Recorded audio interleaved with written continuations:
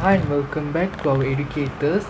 So untuk hari ini saya nak bincangkan soalan percubaan SPM 2024 daripada Sekolah Menengah Kebangsaan Putrajaya. So literally we want to talk about paper of Putrajaya lah untuk hari ini. So ramai juga yang tanya, saya nak soalan Putrajaya, saya nak soalan Putrajaya. Okay, so saya keluarkan hari ini soalan Putrajaya ni, saya nak discuss. So video kali ni saya cuba discuss, tapi saya akan discuss bahagian A. Saya cuba discuss seberapa yang saya boleh lah. Okay, kita cuba, kalau boleh saya nak separatekan kepada dua bahagian. But tengoklah keadaan macam mana kan. Kalau saya rasa nak combine sekali, maybe saya combine sekali semua 8 soalan. Tapi mengantuk kalau saya buat sekali kan, sebab video akan sangat panjang. But tak apa, kita teruskan. Okay, Sebelum saya memulakan bengkel menjawab saya hari ini, okay, ingat menjawab paper kimia kertas 2 ini sangat-sangat penting, sebab di 100 markah ini yang amat menentukan sama ada you layak dapat A+ ke, A solid ke, A minus.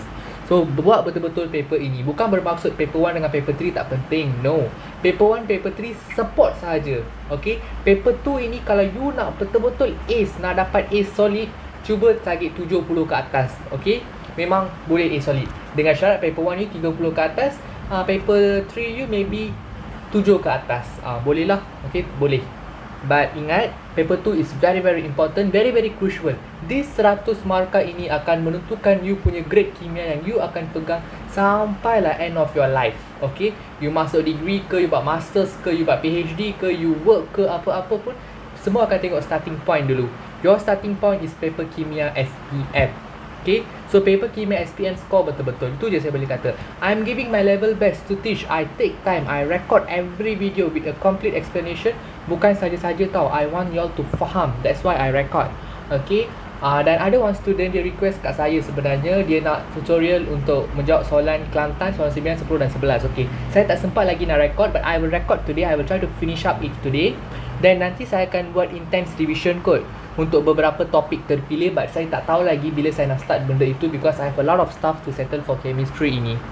Okay, so seperti biasa, tulis nama dan tingkatan, kertas peperiksaan DB bahasa soalan dalam BM mendahului kemudian dalam BI, dibenarkan menjawab macam mana pun, dikendaki membaca maklumat di halaman belakang kertas peperiksaan. So kita mulakan dengan doa selamat. Okay, so bahagian A 60 markah. Okay, ingat 60 markah ini you nak A, kurang-kurang you kena dapatkan 40 dan ke atas. If you get more than 50, memang cun lah, cantik macam bunga lah. Okay, bahagian B you dapat 15, another 15 pun dah 80 dah. Oh, tinggi, memang sangat tinggi. Okay, so cuba jawab as much as you can. Okay, jadual 1 menunjukkan nombor proton dan nombor nukleon 3 zarah. Okay, ingat, nombor proton itu apa? Dia the bilangan proton itself. Proton duduk kat mana? Proton duduk kat nukleus. Ingat benda itu. Nombor nukleon. Okay, ingat nombor nukleon, jangan ingat itu adalah berkaitan dengan neutron sahaja. Nombor nukleon bukan berkaitan dengan neutron sahaja. Nombor nukleon is actually nombor proton plus nombor pula bilangan neutron. Tak ada a term like bilangan nombor neutron. There is a term only bilangan neutron sahaja.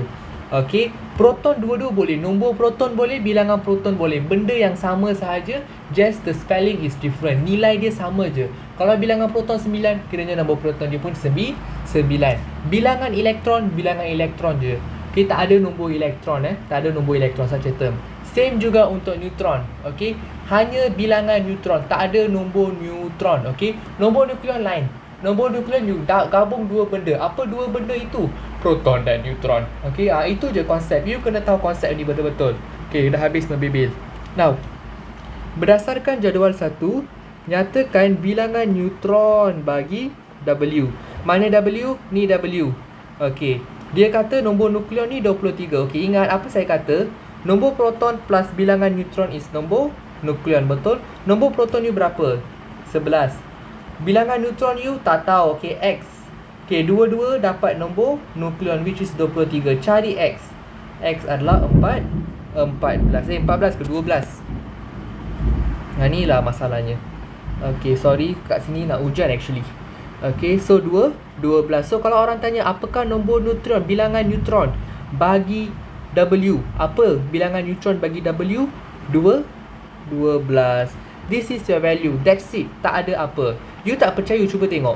You campur bilangan nombor proton dengan bilangan neutron, ni dapat berapa? 24. Betul lah.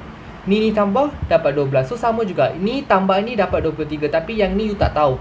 So you buat like your mathematics lah. Betul tak? Ini simple mathematics sahaja. Boleh congak kat kepala pun. Okay, next question. Berikan maksud isotop. Okay, ingat kalau soalan itu berkaitan dengan subtopik 2.4, isotop dan penggunaannya. Remember that soalan pertama biasa dia akan tanya apa maksud isotop. Saya pun tak tahu kenapa dah ditetapkan macam tu ke apa, I don't know. But remember, kalau dia tanya apa maksud isotop, apa itu isotop, what is isotop, what is meant by isotop, define isotop, takrifkan isotop, jawapan dia sama saja. Isotop ini apa sebenarnya? Okay, you ada first magic word, which is atom bagi unsur yang sama. Okay, unsur yang sama. Okay, yang sama macam mana tu? Yang mempunyai apa? Bilangan proton yang sama. Okey. Tetapi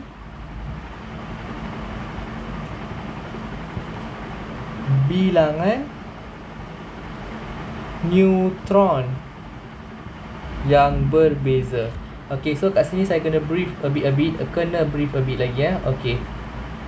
Okay, you nak anggap isotop ni macam ni. Okay, contohlah you have Encik Ali sebagai you punya ayah.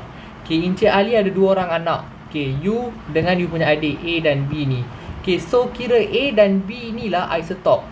Maksudnya untuk Encik Ali ni, Encik Ali is the main. Okay, so Encik Ali ni dikira sebagai unsur lah. So bagi unsur ini dia ada anak dia, ada 2 anak, which is A dan B, you dan you punya adik. So korang 2 ini anak kepada Encik Ali, betul tak? So mestilah korang punya genetik sama. Ni dah ajar biologi dah. Okay, so kat sini kita anggap genetik itu sebagai bilangan proton. Okay, faham? Kombinasi genetik you mesti sama sebab you lahir for a same parent. Alright, tetapi apa yang berbeza? You punya cap jari mestilah berbeza. So anggaplah cap jari itu bilangan neutron. That is how nak faham. So to make it lagi simple, okay, kejap saya tunjuk you. Okay, contohlah kita punya Encik Ali sekarang klorin. Okay, so klorin ini ada banyak anak, dan antaranya klorin 35 dan klorin 37. So 2 abang ini, 2 anak-anak ni, 2 ni dia punya bilangan proton mesti sama. Mesti sama. Tetapi bilangan neutron dia haruslah berbeza. Faham tak? Neutron dia always berbeza. Tapi dia atom bagi unsur yang sama lah, betul lah. Dia anak kepada orang yang sama. Betul tak? Dia anak kepada orang yang sama, yang mempunyai genetik yang same, but cap jari yang berbeza. Alright, that is how you nak faham. So this is how saya faham. Okay, so kalau orang tanya je isotop, apa yang you tak boleh tinggal? Okay, ni contoh saja saya bagi. Okay, apa you tak boleh tinggal? Okay, kejap saya ambil pen. First, jangan tinggal atom bagi unsur yang sama. Wajib ada benda ini. Wajib sangat ada. You tak tulis benda ni, you tak boleh dimaafkan. You memang tak layak jadi pelajar kimia. Garang kan? Sangat garang hari ni. Okay, sebab careless mistake. Okay, so dia kata je isotop dia adalah atom bagi unsur yang sama. First. Next, bilangan proton.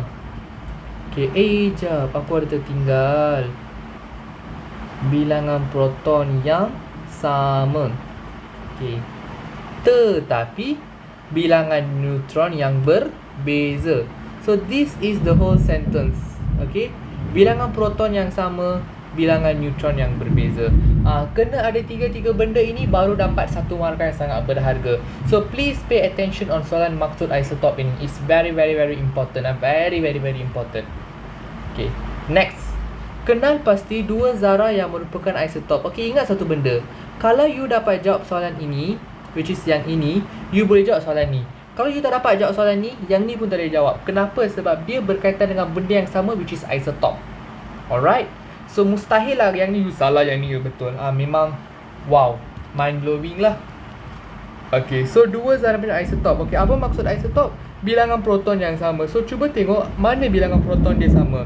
Unsur W dan Y sebab 11, betul tak? Tapi bilangan neutron dia berbeza. Kenapa? Sebab ini 12, ini 13. So logik lah. So apa you nak tulis? Unsur Y dan W. Ini je jawapan. V memang tak ada. Okay, unsur V memang out of the topic. Okay, sebab bilangan proton dia tak sama. Ini dua sama. Ni dengan ni mana sama? Betul tak? Yang ni dengan yang ni sama ke? W dengan Y tak sama juga. Ni 6, ni 11. So bukan isotop. Ini cara nak faham isotop. Okay, so dah settle. Ni je jawapan dia. Now C, terangkan mengapa. Okay, terangkan mengapa isotop menunjukkan sifat fizik yang berbeza, sifat kimia yang sama. Okay, ingat kalau dia tanya pasal characteristics, perwatakan isotop, dia mesti berkaitan dengan dia punya bilangan proton dan elektron. Kenapa? Sebab mana-mana tindak balas kimia pun dia melibatkan apa? Proton ke elektron ke neutron. Comment down. Dia melibatkan proton ke elektron ke neutron. Saya akan beritahu in the end of the video. Okay, so menunjukkan sifat fizik yang berbeza. Okay, sifat fizik berbeza bagi semua isotop walaupun dia mempunyai bilangan proton yang sama. Bilangan proton sama. Kenapa? Sebabnya dia punya bilangan elektron je, dia punya bilangan sifat fizik memang berbeza. Betul-betul. Sifat kimia yang sama. So sifat kimia, bilangan elektron yang sama, maksud bilangan proton yang sama, dia terus berkait dengan bilangan elektron. Sebab ini semua untuk atom, betul tak? Kan atom kita tahu neutral, proton dengan elektron sama kan? So maksudnya dia punya sifat kimia pun mesti samalah. Macam Y dan W ini, dia punya sifat kimia sama. Kenapa sama? Sebab dia adalah isotop. Kenapa isotop? Bilangan proton dia sama. Kenapa bilangan proton dia sama? Sebab untuk atom, bilangan proton dengan elektron yang sama. Okey, atom, elektron dengan proton sama. Dan ingat, sifat hanya ditentukan oleh elektron. Kalau bilangan elektron dia sama, kiranya dia mempunyai sifat kimia yang sama. Okey, so kalau dia tanya kenapa menunjukkan sifat kimia yang sama, jawapan dia bilangan elektron yang sama. Okey, tapi this is not the best answer. Why? Sebab you pelajar kimia, you tahu kalau ada perkataan elektron, dia berpartner dengan satu benda, which is atom unsur. Okey, kena ada the word. So you kena mention atom unsur yang isotop. So atom bagi isotop, bagilah mempunyai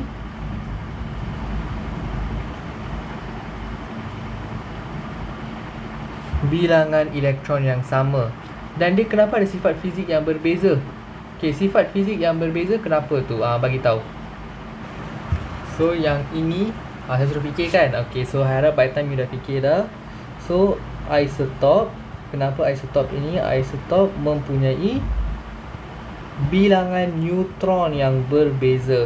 Okay, so when dia mempunyai bilangan neutron yang berbeza, okay, so dia punya sifat fizik mesti berlainan. Tadi you all agree kan, isotop kan mempunyai bilangan proton yang sama tapi bilangan yang berbeza. So isotop mempunyai bilangan neutron yang berbeza. Okay, or else you nak permudahkan you punya hidup, you can say ketumpatan berbeza. Tu pun boleh menyebabkan sifat fizik dia berbeza. Okay, so this is the answer. Tapi boleh buat pemurnian sikit untuk nombor 2 ini. Atom bagi isotop bilangan elektron yang sama menyebabkan menyebabkan susunan elektron dan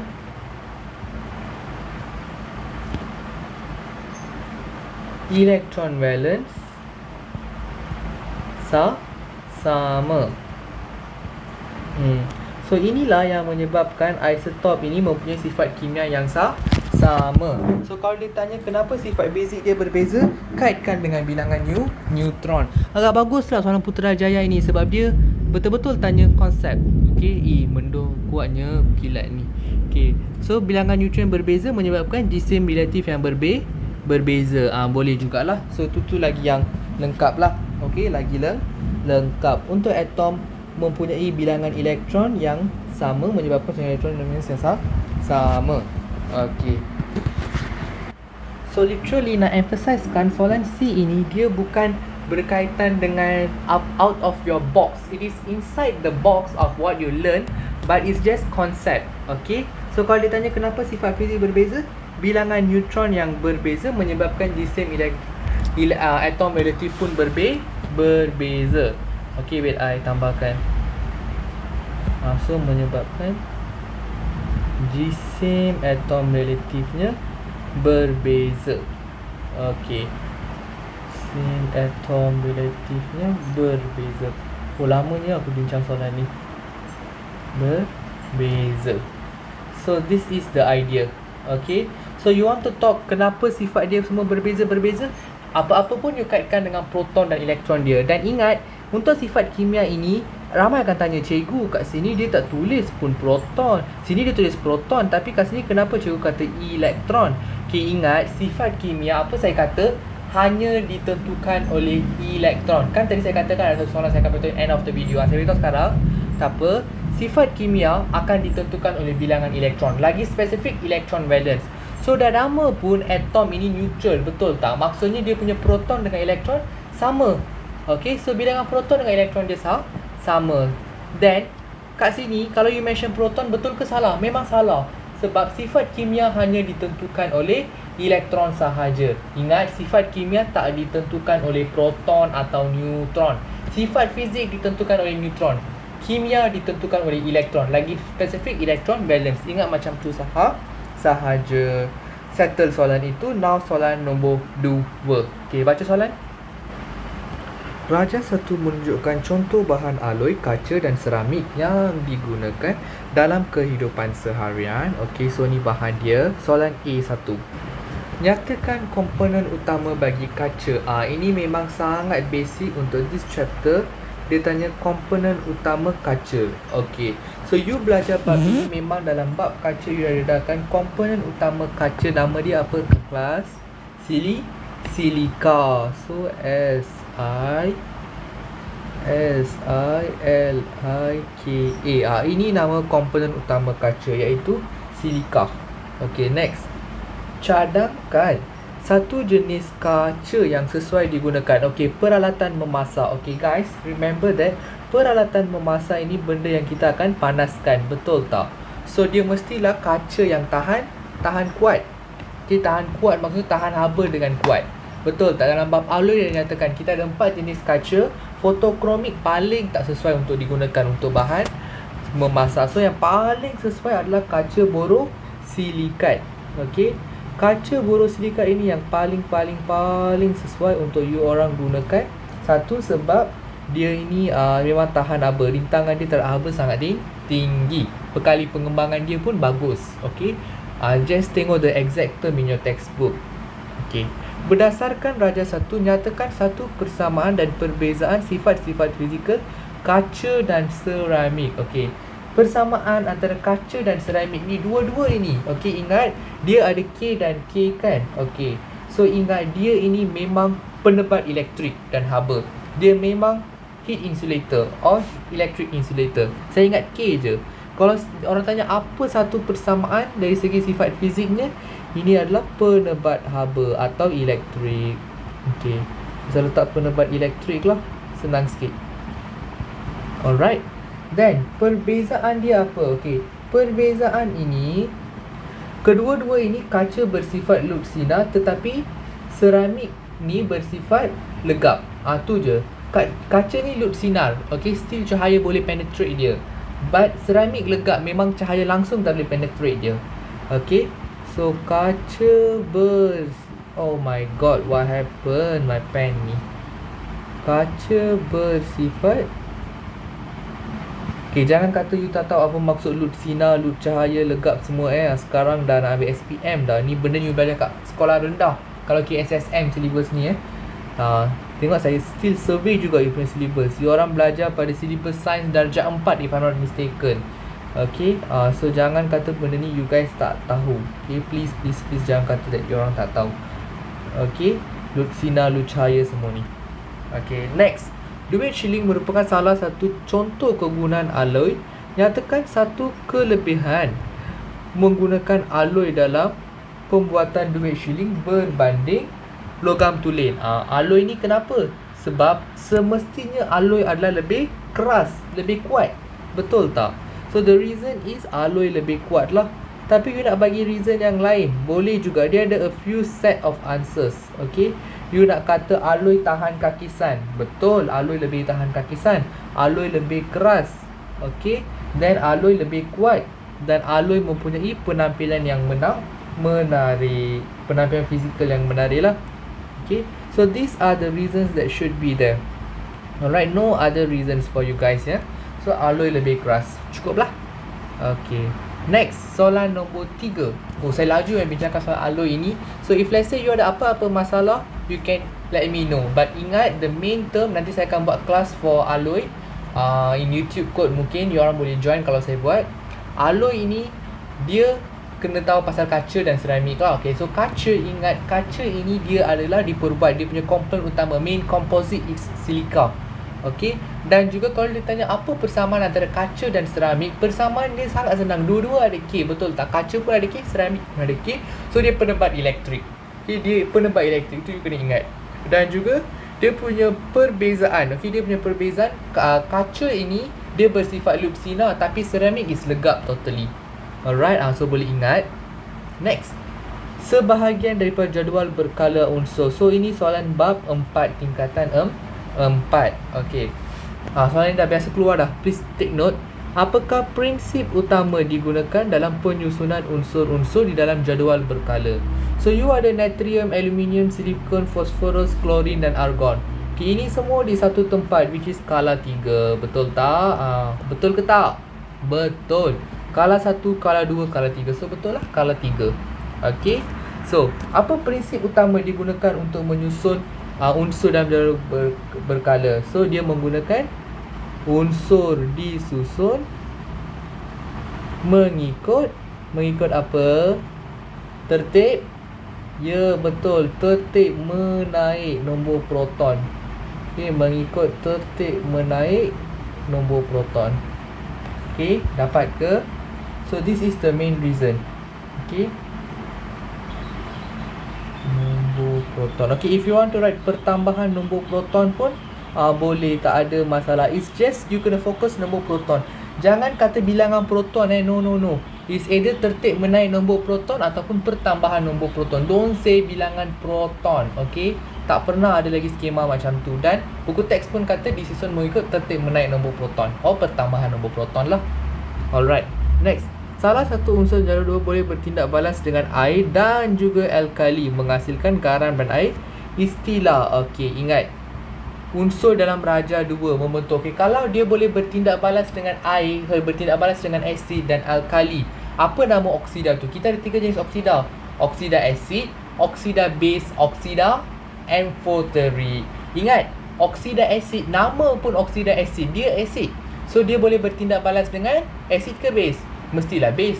Takkanlah laki nak bertindak balas dengan laki. Betul tak? No, jangan salah anggap. Takkanlah laki nak kahwin dengan laki. Betul tak? Tak logik. Sama juga, oksida asid dia boleh bertindak balas dengan base. Dia akan cari dia punya partner yang lain jantina, which is base. Kalau oksida base, dia mencari lain jantina, which is oksida asid.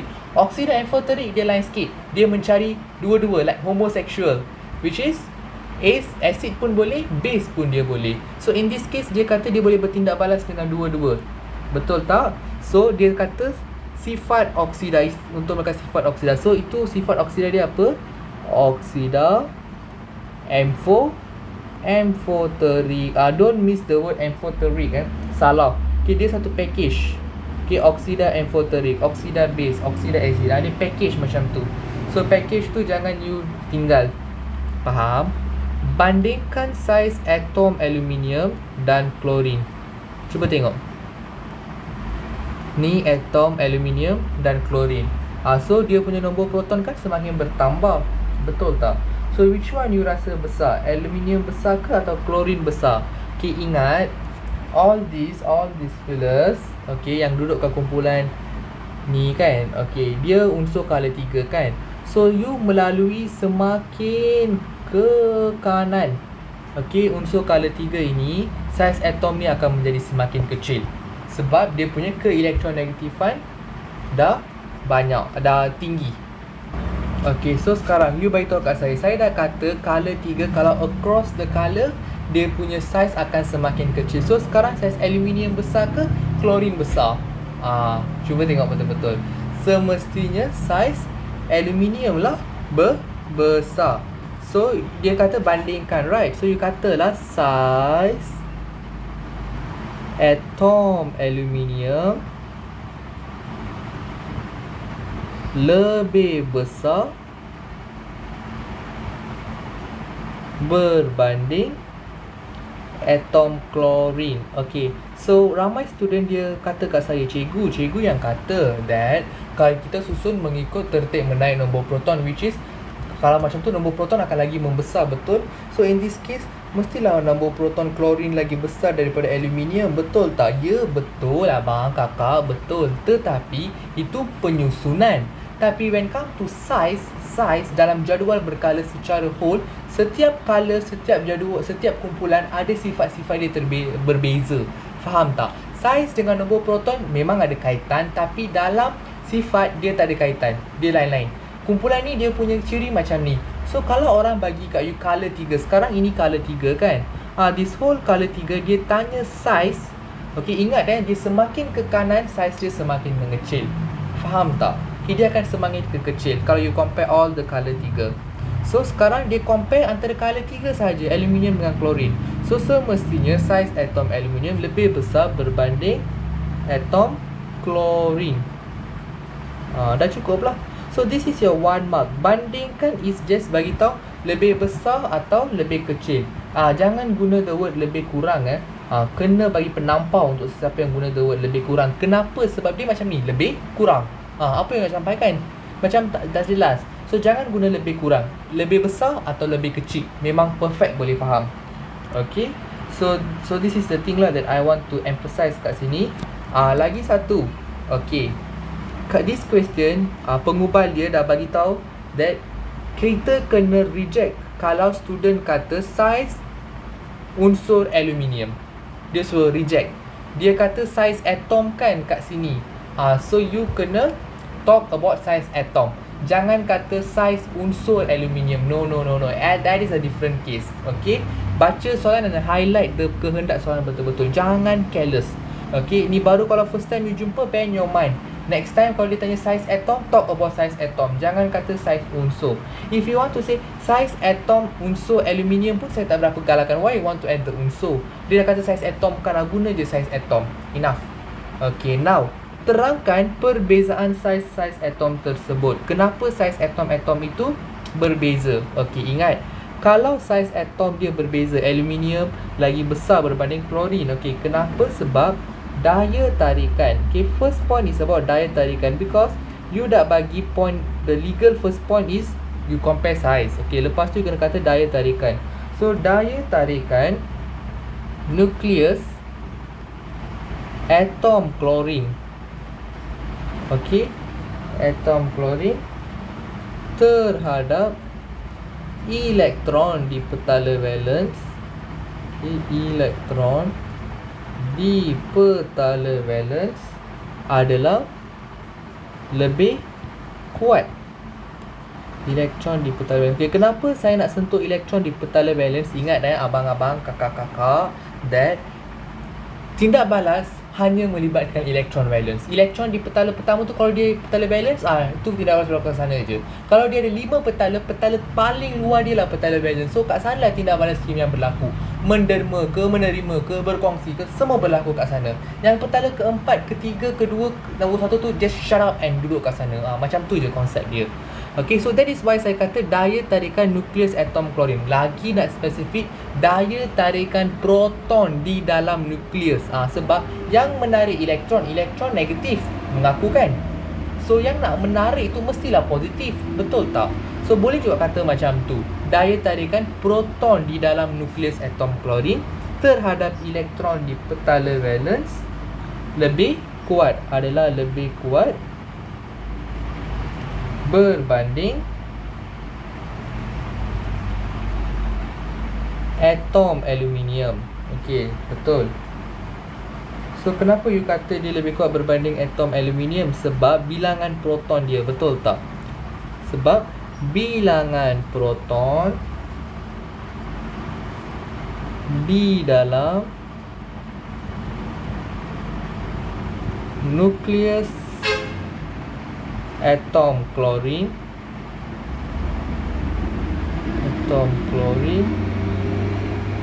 lebih banyak berbanding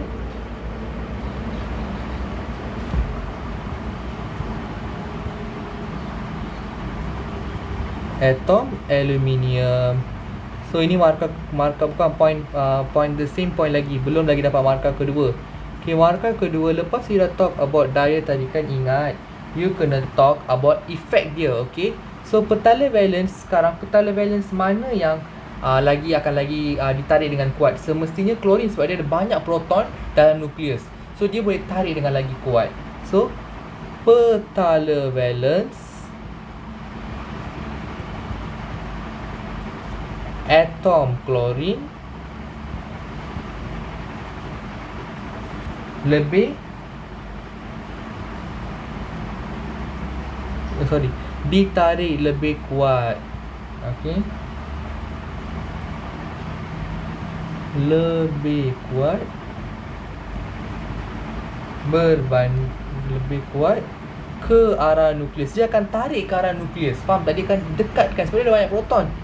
Okey, so dia akan lebih kuat ke arah nukleus berbanding atom aluminium.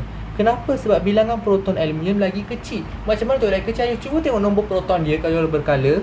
You cuba tengok nombor proton dia. Okey, then dia akan tahulah. Okey, dia akan tahu about it. Banding atom aluminium. Sorry ya, aku tengah record, then I have to watch my words and everything. So yalah, dia akan delay sekejap. Okay, so tak apa, it's not a big issue. So this is the 3 points, but 3 points ini di manakah markahnya? Dia tanya perbezaan saiz tu, kenapa aluminium besar, klorin lebih kecil kan? So you bagi tahu that daya tarikan. Ingat, the first point lepas bagi tahu pasal saiz, you should talk about the daya tarikan. So daya tarikan proton yang mana? Daya tarikan nukleus lagi senang. Daya tarikan nukleus atom mana yang lagi kuat? That should be your first point kalau berkaitan dengan color 3. So you memang tahu daya tarikannya untuk klorin lagi kuat, betul tak? Terhadap petala valence dia. So kenapa dia lagi kuat? Sebab dia ada banyak proton. So kalau proton banyak, dia mesti tarik dengan kuat. Okay, compare to yang aluminium, proton dia sikit je, so dia tarik dengan slow sikit. That is why saiz dia besar sikit berbanding klorin. Klorin kecil. Faham? So benda ni memang you kena banyak imagine tau. Okay, so those yang tak faham this concept, boleh beritahu kat saya, nanti saya akan buat kelas untuk unsur skala 3. Maybe kita buat secara Google Meet ke something like that, dengan bayaran RM5. Sebab saya just nak kumpul duit a bit to help a few students lah yang saya kenal. Okay, so that money we will use untuk nak help yang mana tak mampu belajar. So kalau you nak join, boleh sahaja satu kelas RM5. You boleh PM saya, itu kalau group. Kalau you nak one to one pun boleh juga. I'll let you know the price lah, one to one macam mana. Okay, English pun boleh, Malay pun boleh.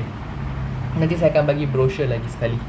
Okay, nombor 3, susunkan semua unsur daripada Raja 2 mengikut pertambahan saiz atom. Maksudnya saiz atom dia bertambah. Okay, maksudnya dari kecil ke besar.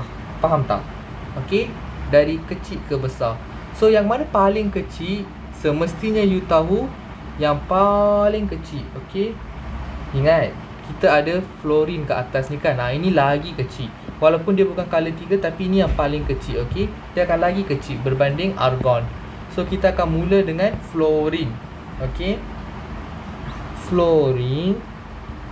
Oh wait, padam. Okay, fluorine. Then dia akan continue dengan argon, lepas tu chlorine, lepas tu phosphorus, lepas tu silikon, aluminium, dan juga lastly natrium. So natrium yang paling besar.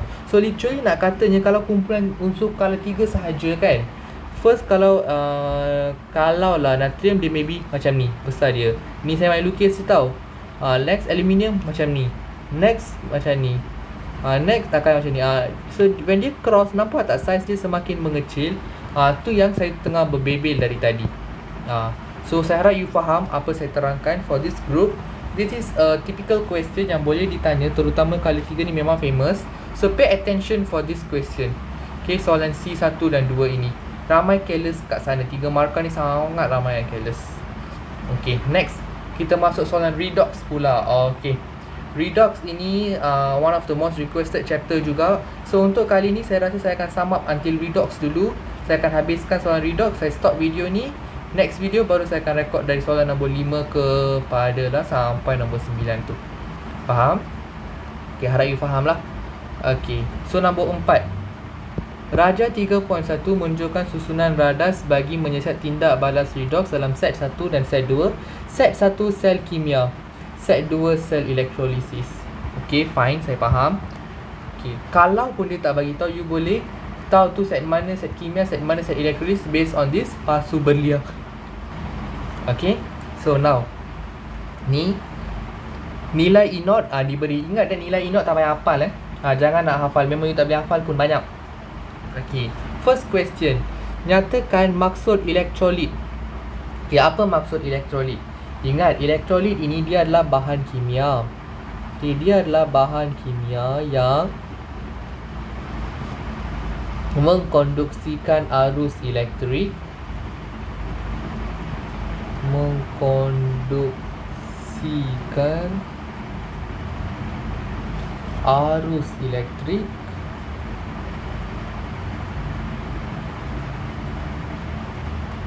dalam keadaan leburan. Ini saya tengah refer buku teks tau, nanti saya akan terang. Okay, dalam keadaan leburan. Please buka buku teks when you menjawab soalan kimia. Jangan nak tunjuk pandai sangat. Okay, tak tahu buka buku teks and rujuk. Tak ada masalah. Tak kisahlah you dah dapat A+ pun tak apa. I don't care. Everyone is same. Okay. Dan larutan aqueous dan mengalami perubahan kimia. Okay, so you boleh buka buku teks and tengok. Okay, so first and foremost, ramai tanya kat saya, cikgu, saya tak boleh nak hadam apa tu elektrolit first of all. Okay, ingat, kalau you orang nak faham apa maksud elektrolit, dia macam ni. Elektrolit ini kan, okay, elektrolit ini dia, okay, let's say saya ada satu solution. Okay, ni bikar. Okay, I have the solution, right? Okay, so on this solution, this solution, okay, this fella, dia memang akan ada larutan. So larutan ni dia boleh konduksikan elektrik, tetapi dia either dalam keadaan leburan ataupun larutan aqueous. So betul lah ni larutan. So di dalam keadaan larutan, dia boleh conduct electricity dan alami perubahan kimia. So ada changes something, maybe dari color ke apa-apa. So benda tu kita panggil elektrolit. So elektrolit ini dia term yang sudah dikhususkan kepada leburan ataupun larutan aqueous sahaja. You tak boleh kata bikar itu elektrolit. Tu memang out of the concept dah. You dah tak faham konsep. Ingat, elektrolit is a larutan atau leburan, yang mana larutan ke atau leburan itu dia boleh conduct electricity, boleh conduct arus elektrik, dan dia mengalami perubahan kimia. So 3 benda ini berlaku baru kita panggil dia elektrolit. Faham tak? Like, to make it simple lah kan, you datang sekolah pakai uniform. Oh, ni sekolah, ini pelajar sekolah. First kita tahu. You punya penampilan kepas. Oh, ini maybe pelajar yang baik. Last kali baru kita tahu that you ni pelajar sekolah yang baik. Faham tak? All this concept dia fulfill baru dia elektrolit. Sama juga, all this concept you fulfill jadi pelajar yang baik. Same juga kat sini pun. So if you want to give the definition of electrolit, ingat, mention first bahan kimia yang boleh mengkonduksikan arus elektrik. That is a must first point. Second point, bagi tahu keadaan mana, leburan atau larutan aqueous. Dan jangan lupa, dia boleh mengalami perubahan kimia. Dia boleh conduct electricity, dia dalam keadaan leburan atau aqueous, tapi dia tak boleh mengalami perubahan kimia. Bukan elektrolit. Faham tak? That is the concept. So saya mengajar ni dah sangat excited dah. So pastikan you dapat A+ untuk kimia. Saya dah beritahu dah. So this is the legit point untuk dapat the 1 markah. No other points that are relevant to be give the 1 mark for you. Alright? Okay. Namakan ejen penurunan untuk set 1. Okey, tadi dia orang kata set 1 is sel kimia. Ni set 1 dia minta ejen penurunan. Okey, kelas. Ejen penurunan tu apa? Yang mengalami apa? Pengoksidaan ke penurunan? Pengoksidaan. Dia adalah ejen penurunan. Yang mana mengalami pengoksidaan itu adalah ejen penurunan. So you cuba tengok set 1 UW, which is zinc dan juga kuprum. Yang mana mengalami pengoksidaan. So write dulu kat sini. Ni zinc, ini kuprum.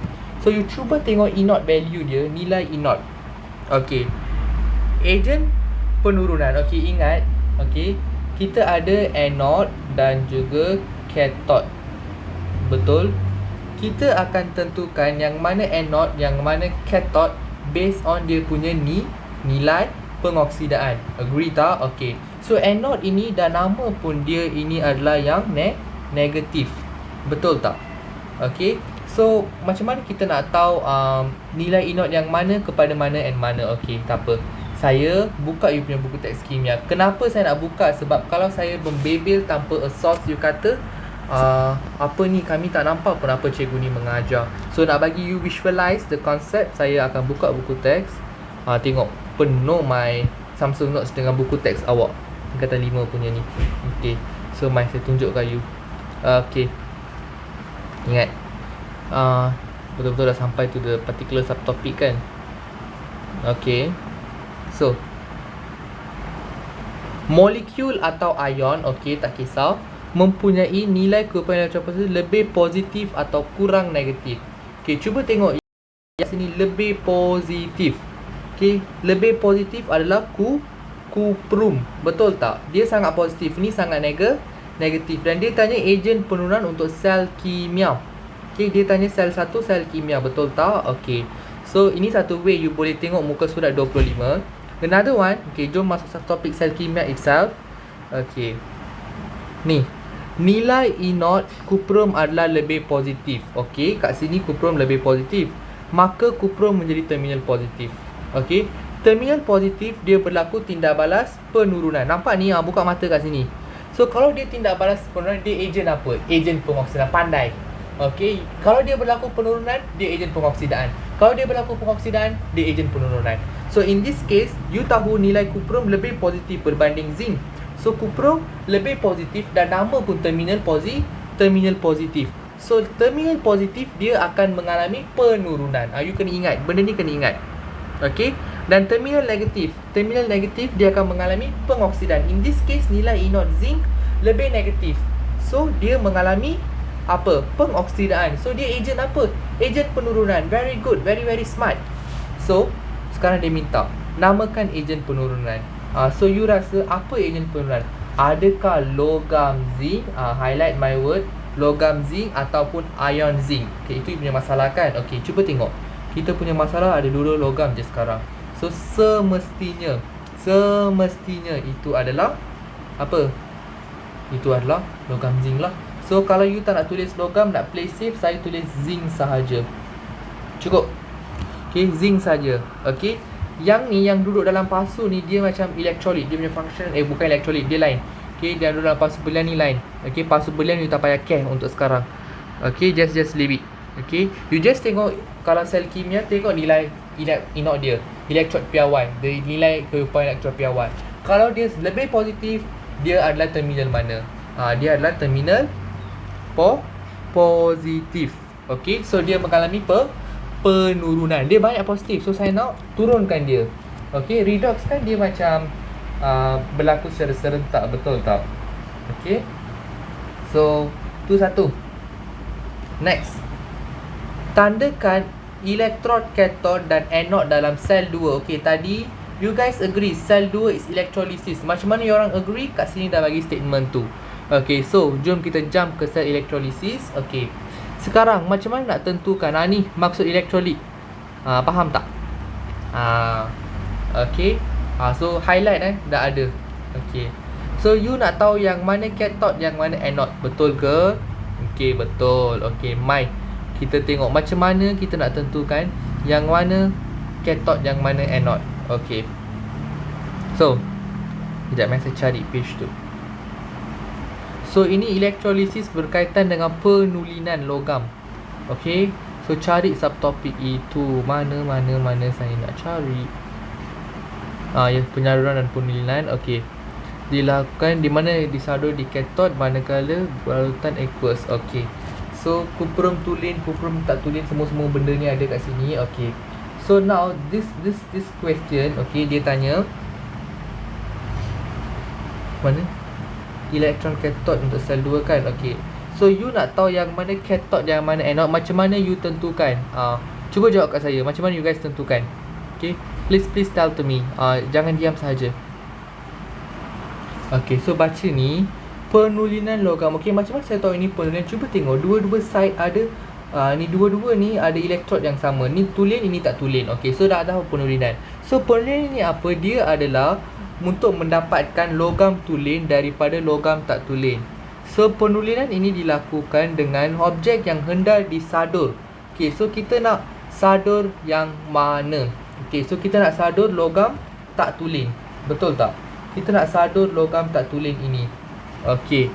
So logam penyadur dijadikan anode dan larutan itu dengan logam. Okey. So in this case, this case kita nak salur kita nak sadurkan tak tulen ini, betul? So dia akan jadi apa? Okey. So dia akan jadi, so kita nak sadurkan kuprum tak tulen. So kuprum tak tulen dia mesti menjadi kathode ni, this point kat sini.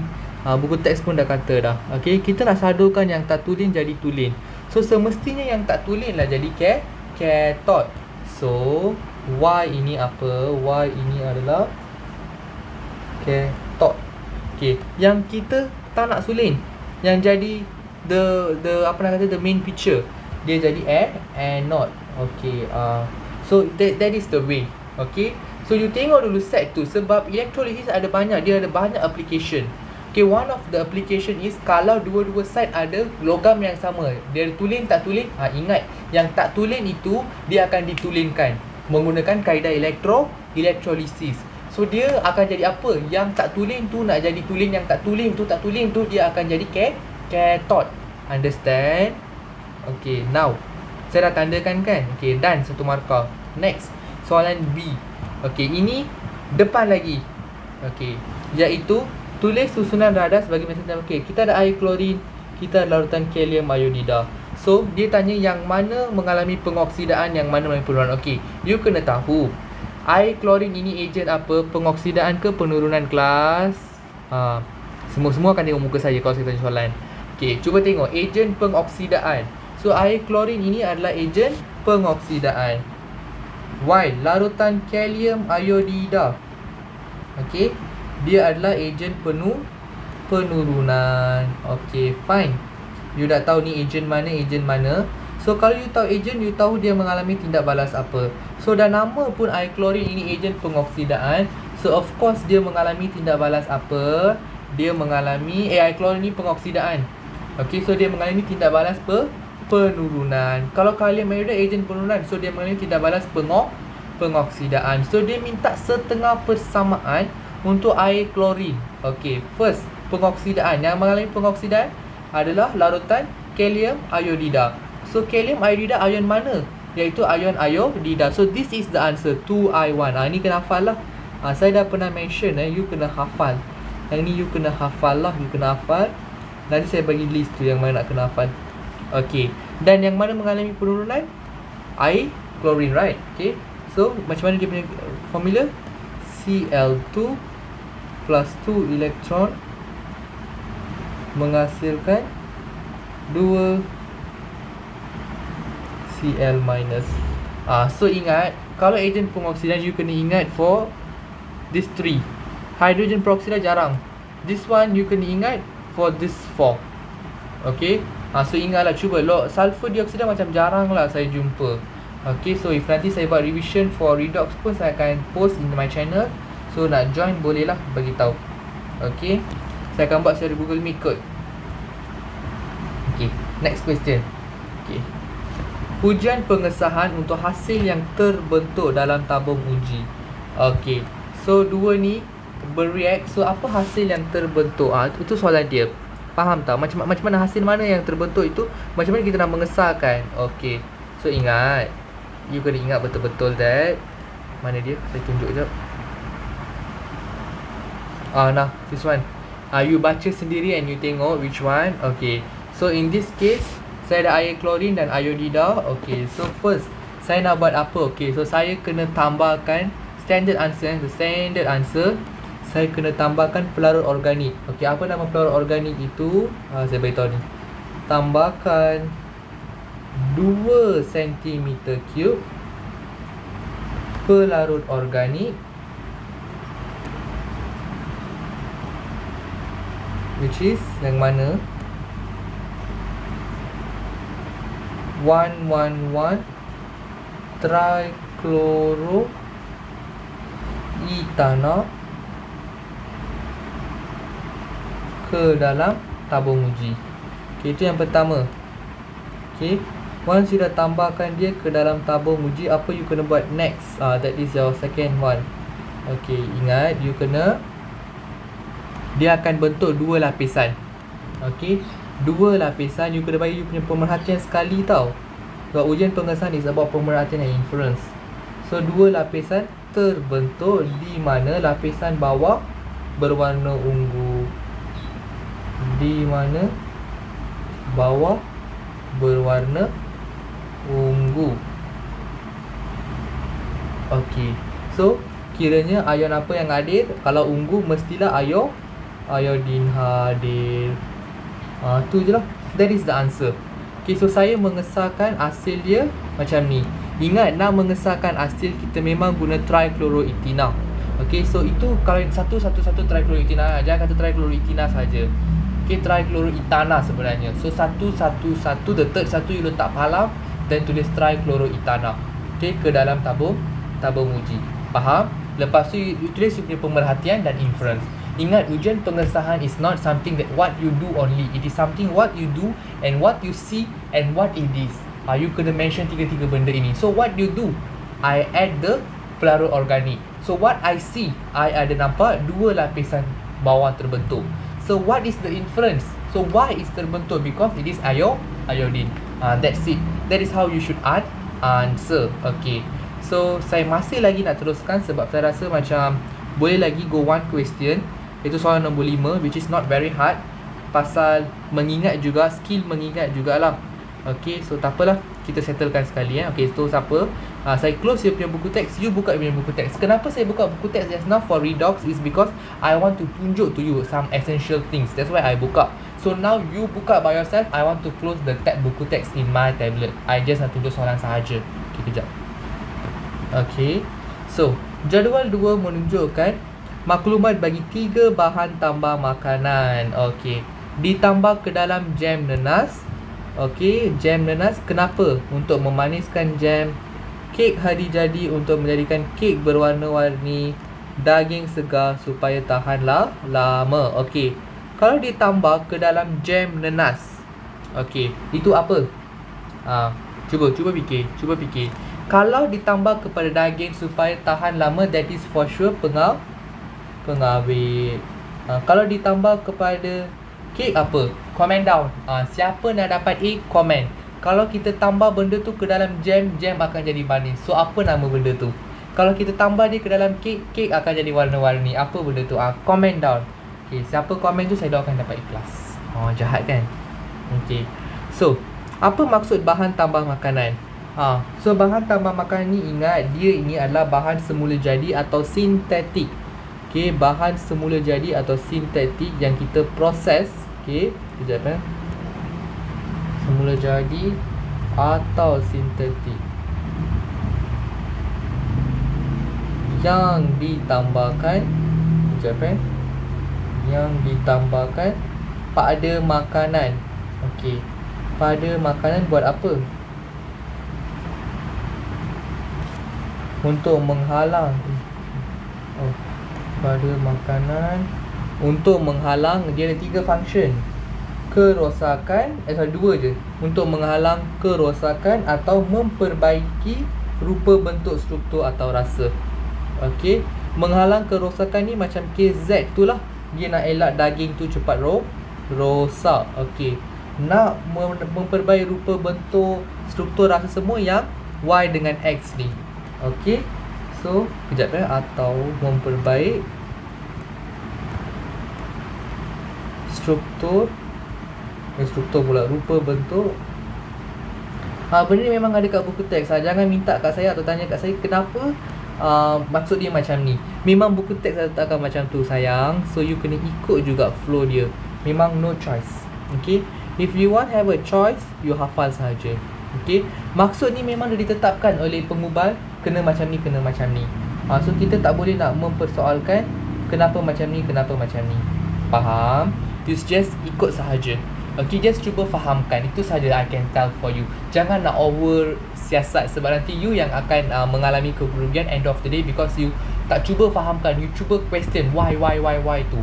Hadam dulu, nanti kita fikir. Nanti you akan faham. One day tu mesti you akan faham. You trust like that and you study.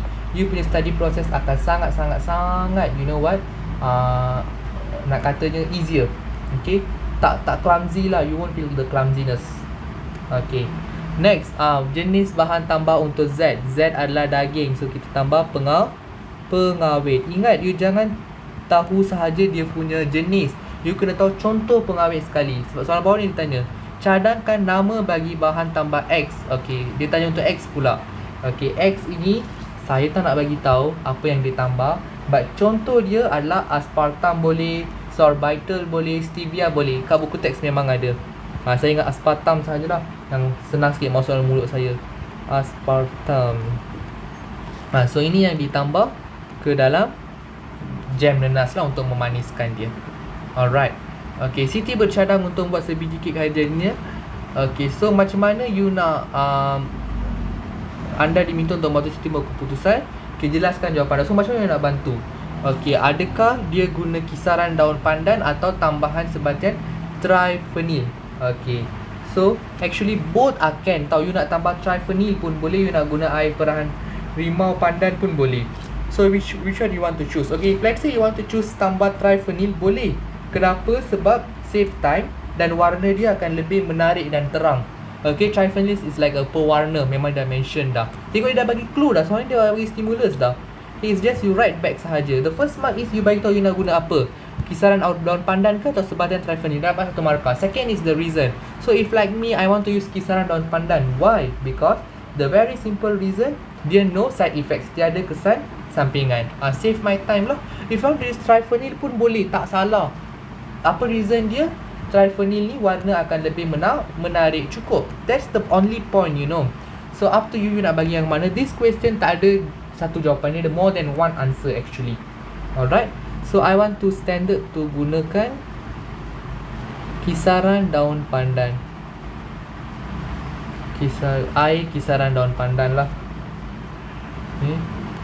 Perahan air daun pandan. Okay, it's better.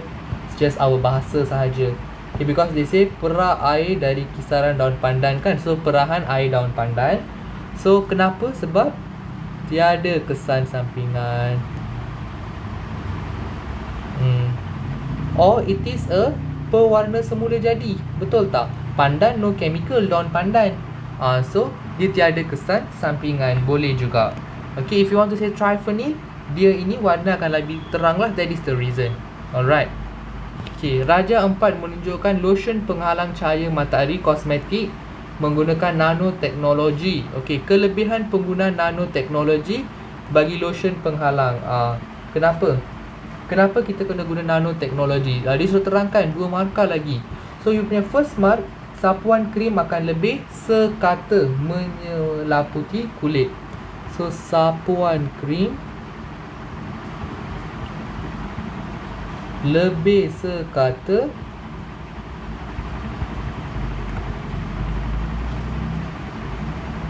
menyelaputi kulit. Alright. Okay, kenapa? Sebab untuk perlindungan yang lebih baik. Okay, perlindungan yang lebih baik. So dah settle. Okay. Then satu kegunaan nanoteknologi dalam bidang tekstil lah. Soalan kegunaan nanoteknologi sangat banyak saya dah jumpa dah di sini. Pay attention for that subtopic. Sebabnya dalam bidang tekstil, nanoteknologi ini adalah kalis air ataupun dia pelindung sinar UV. Boleh jugalah dalam tekstil. So you boleh kata fabric yang kalis air. Ataupun I don't want to talk about kalis air, I want to say fabric pelindung sinaran UV dan anti kedut. Okay, fabric, you boleh hasilkan fabric yang anti kedut atau melindungi daripada sinaran UV. Boleh, tak ada masalah. Okay, so that is the answer for this question. So video kita nak cecah literally 1 hour I bincang. So another 3 questions saya akan bincang in next video lah. So kalau saya bincang lagi, you akan rasa macam dah mengantuk dah. Sekarang pun tak tahu berapa orang dah mengantuk dah mula menguap dah. So please take note for all these questions. Boleh dapatkan solution bertulis di channel Telegram kita ataupun di channel TikTok. Okay, sesiapa yang nak join kelas percubaan, kelas tuition yang saya kendalikan, boleh message saya, boleh DM saya, boleh DM di my Instagram, boleh comment down, saya akan contact you pun boleh. Harga sangat-sangat murah, kita akan revise semua paper trial. Kalau you nak revise topical pun boleh, saya akan buat my class on every Saturday, Sunday. Weekdays pun saya akan buat on Monday saya memang akan buat kelas. Thursday pun akan ada, Friday pun akan ada. So memang weekdays 3 days, Saturday, Sunday 2 days lah. So 5 hari. Okay, jadual akan diubah untuk setiap 6 bulan sekali. If you want to one-to-one, you boleh request timing lah, itu lain ceritanya. Okay, so itu sahaja daripada saya untuk kali ini. Saya akan jumpa you in next class. Sesiapa yang masih nak join kelas, please boleh PM saya. Okay, itu sahaja. Bye.